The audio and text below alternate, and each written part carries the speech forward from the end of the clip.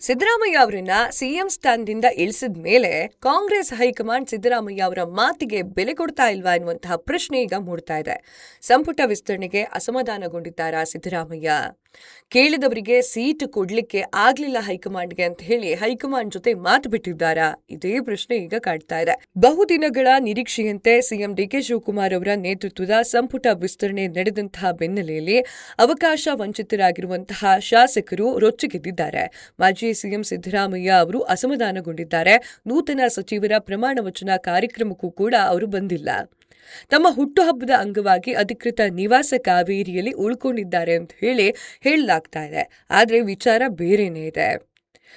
ತಾವು ಹೇಳಿರುವಂತಹ ವ್ಯಕ್ತಿಗೆ ಮಣೆ ಹಾಕಿಲ್ಲ ಅಂತ ಹೇಳಿ ಅವರು ಸ್ವಲ್ಪ ಬೇಜಾರು ಮಾಡಿಕೊಂಡಿದ್ದಾರೆ.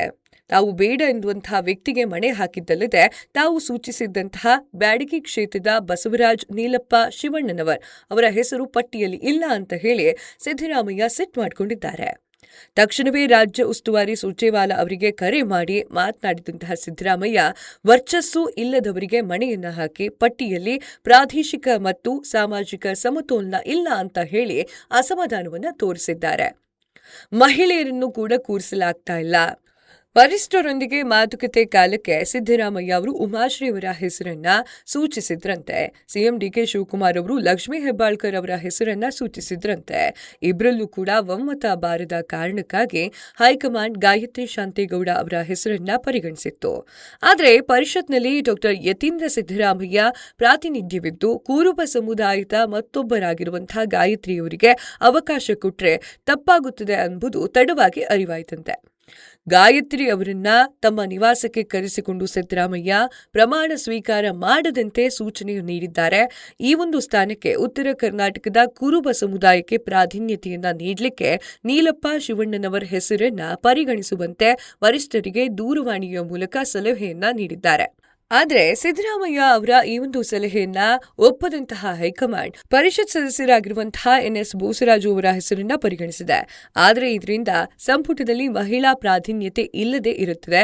ಇದೇ ಕಾರಣಕ್ಕಾಗಿ ಗಾಯತ್ರಿ ಅವರಿಗೆ ಸಿಗದಂತಹ ಮಂತ್ರಿ ಸ್ಥಾನವನ್ನ ಖಾಲಿ ಉಳಿಸಿಕೊಳ್ಳಲಿಕ್ಕೆ ತೀರ್ಮಾನ ಮಾಡಲಾಗಿದೆ ಅಂತ ಹೇಳಲಾಗ್ತಾ ಇದೆ. ಸಂಪುಟದಲ್ಲಿ ರಾಜ್ಯ ನಾಯಕರ ಅಭಿಪ್ರಾಯ ಪಡೆಯಲಾಯಿತು. ಪಟ್ಟಿ ಅಂತಿಮಗೊಳಿಸುವಲ್ಲಿ ಎಐಸಿಸಿ ಹೈಕಮಾಂಡ್ ತನ್ನದೇ ಮಾನದಂಡವನ್ನ ಅನುಸರಿಸಿತು.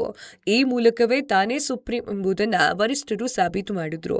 ಮೊದಲಿಗೆ ಎಸ್ಎಸ್ ಮಲ್ಲಿಕಾರ್ಜುನ್ ಹೆಸರನ್ನ ಕೈಬಿಡಲಾಗಿತ್ತು. ಆದರೆ ಒಕ್ಕಲಿಗ ಸಮುದಾಯಕ್ಕೆ 6 ಸ್ಥಾನವನ್ನ ಕಲ್ಪಿಸಿ ಲಿಂಗಾಯತರನ್ನ 5 ಸ್ಥಾನಕ್ಕೆ ಉಳಿಸಿದರೆ ತಪ್ಪು ಸಂದೇಶ ಹೋಗಲಿದೆ ಎನ್ನುವಂತಹ ಕಾರಣಕ್ಕಾಗಿ ತೀರ್ಮಾನ ಬದಲು ಮಾಡಿಕೊಂಡಿತು. ಮಾಂಕಾಳ್ ವೈದ್ಯ ಅವರಿಗೆ ಕೋಕ್ ನೀಡಿ ಮಲ್ಲಿಕಾರ್ಜುನ್ ಅವರಿಗೆ ಮಣೆ ಹಾಕಲಾಯಿತು.